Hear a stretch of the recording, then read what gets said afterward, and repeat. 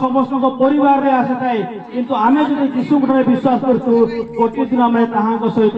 पुनरुत्थित हेबु काहेकि पुनरुत्थित हेबु जे यीशु निजे से उठिथिले से जदि उठी न थाते तेबे आमे माने मते उठी पारि न थातु से उठिथिले सेति पे से दाबी करन्ते जे तुमे माने मो ठारे विश्वास करो आ जदि मो ठारे विश्वास करो जदि बा मरो तेबे गोटे दिन तुमे पुनरुत्थित हेबो आ स्वर्ग रे जाई मो सहित बसवास करिवो आज आमानक जीवन रे पाप थिबा सकासे समस्या अछि दुख अच्छी मृत्यु अच्छी रोग अच्छी अनेक प्रकार पीड़ा आम जीवन रही अच्छी किंतु एई पापर समस्या